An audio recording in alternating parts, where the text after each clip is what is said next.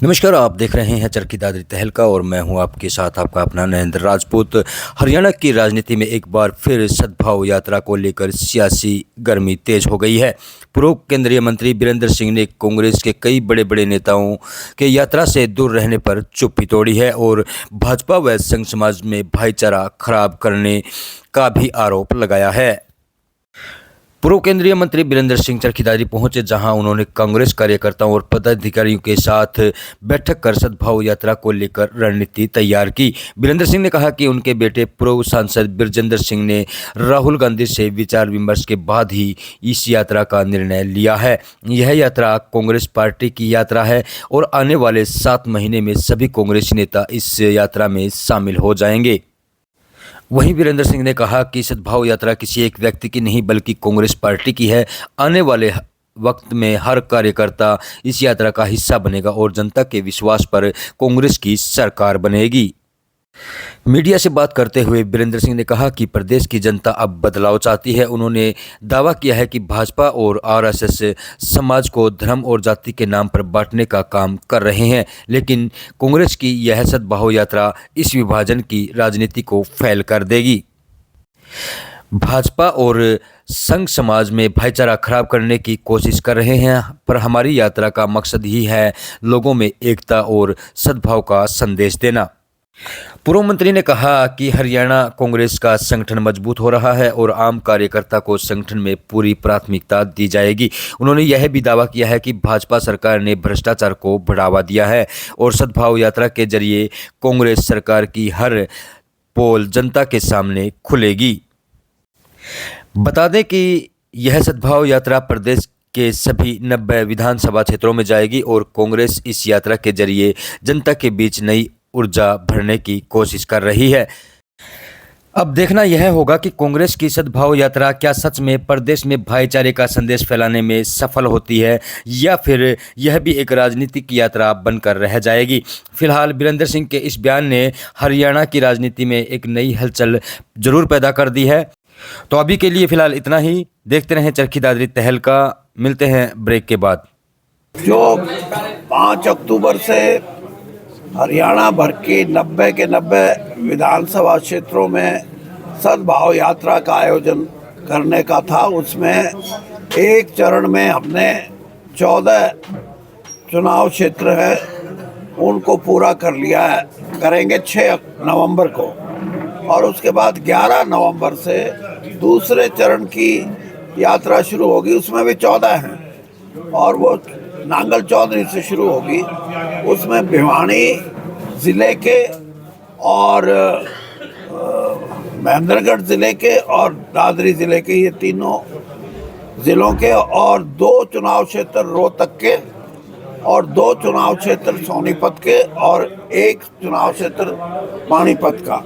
ये क्या कारण है कि कांग्रेस की जो सब भावना ये कांग्रेस की है, क्योंकि बड़े नेता दूरी बनाए हुए हैं, प्रदेश अध्यक्ष भी नहीं पहुंचे? ये कांग्रेस की भी है और उसके साथ साथ कुछ ऐसी सामाजिक संस्थाएं हैं जो इससे जुड़ी हैं, इसमें भाग ले रही हैं। धार्मिक कुछ संस्थाएं जुड़ी हैं और कुछ ऐसे बुद्धिजीवी वर्ग के लोग जुड़े हैं, चाहे वो वकील हैं, चाहे वो लेक्चरर्स हैं, कॉलेज के टीचर हैं और दूसरे जैसे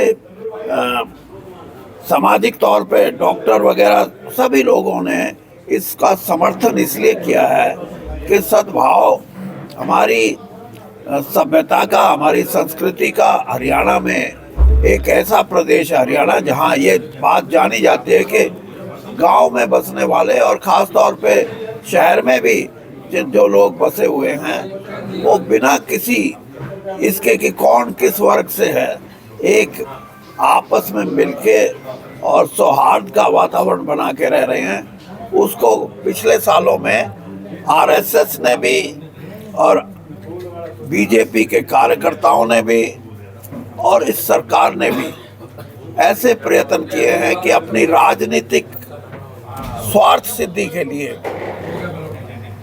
कहीं ना कहीं भाईचारे की जो हमारी एक मजबूत कड़ी है, एक मजबूत हम भाईचारे में जाने जाते हैं, उसको कमज़ोर करने की कोशिश की है।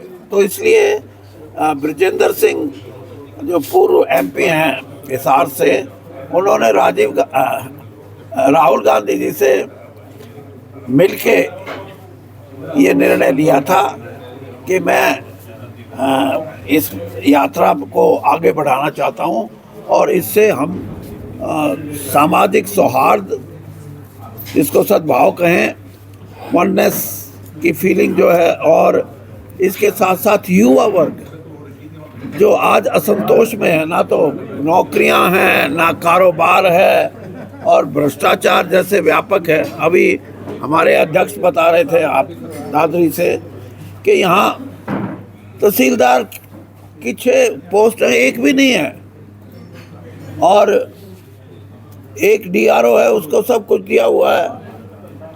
तो ऐसी व्यवस्था में जहाँ कार्यशैली ही एक किस्म से एक फेल हो रही है और भ्रष्टाचार की सीमाएं भी, मैं ये समझता हूँ कि जिस किस्म से यहाँ वातावरण बना हुआ है, भ्रष्टाचार के नाम से तो ना तो कोई शर्म करता बीजेपी का, चाहे वो उनका साथी हो, चाहे वो उनका कोई विधायक हो, चाहे उनका कोई मंत्री हो, चाहे पार्टी का कोई कार्यकर्ता हो, पार्टी का पदाधिकारी हो। ऐसी व्यवस्था में हरियाणा के अंदर निराशा का वातावरण था नौजवान साथियों में। उससे ऊपर उठने का प्रयास भी इस सद्भाव यात्रा में हम करेंगे और इन कमियों के साथ साथ हम ये ज़रूर कहेंगे कि हमारा जो रहने सहने में एक सद्भाव है, उसको कम से कम राजनीति स्वार्थ के लिए आप खराब ना करें। और यही कारण है कि 90 के 90 चुनाव क्षेत्रों में 2700 किलोमीटर के करीब हमारी ये यात्रा होगी। और इसमें जैसे आपने कहा कि कांग्रेस के अध्यक्ष हैं, अभी मैं नारनौल से आया हूँ, वहाँ के कांग्रेस के अध्यक्ष थे, विधायक हैं हमारे, पूर्व विधायक, यहाँ 4 पूर्व विधायक हैं, तो और कांग्रेस के सभी कार्यकर्ता भी हैं, तो जुड़े हुए और दूसरे लोग भी जुड़ रहे हैं। तो जिनको आप ये सोचते हो कि वो नहीं जुड़े, नहीं जुड़ने के 7 महीने में सब कुछ जुड़ेगा, आप देखना। ये एक मिनट, जोड़ने की जो शक्ति है वो लोग देते हैं। लोग जब अपना इरादा बढ़ा लेंगे कि हम भारतीय जनता पार्टी की शैली से असंतुष्ट होकर कांग्रेस को एक मजबूत स्थिति में लाना चाहते हैं, तो कांग्रेस का कार्यकर्ता भी जुड़ेगा, कांग्रेस के नेता भी जुड़ेंगे और कांग्रेस के जिन नेताओं की आप चर्चा कर रहे हो वो भी जुड़ेंगे। आप सद्भावना की बात कर रहे हैं, लेकिन अभी जो सद्भावना नहीं, सद्भाव है, इसमें भी फर्क है।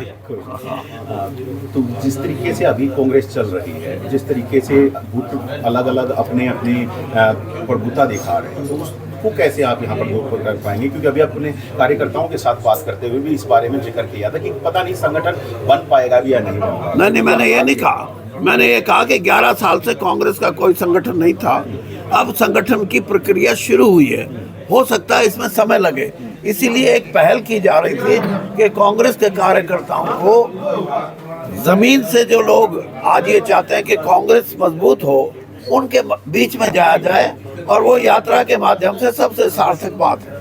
आपने बीजेपी पे आरोप लगाए हैं भ्रष्टाचार के, लेकिन लोग कह रहे हैं कि कांग्रेस ने अपने प्रदेश अध्यक्ष को भी चुन दिया, उस पर भी भ्रष्टाचार के आरोप है। नहीं, अब कोई प्रदेश अध्यक्ष को अब याद आई क्या उनको?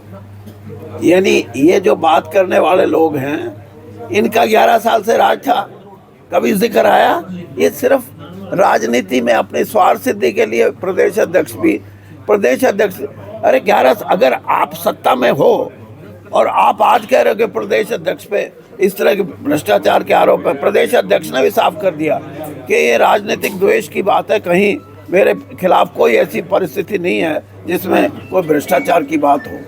आप जिस प्रकार बात कर रहे हैं कि काम नहीं हो रहा है, लेकिन प्रदेश की जो सरकार है, भाजपा सरकार, वो तो अपनी पीठ थपथपाने का काम कर रही है। अभी भी अगर हम बात करें तो 1 साल का पूरा उनका टेन्योर पूरा होने पर काफ़ी सारे कार्यक्रम करके उन्होंने हर जगह पर अपने पीठ थपथपाई। क्या कहना है? अपनी पीठ तो खूब थपथपाओ, लेकिन इसका आईना तो लोग हैं।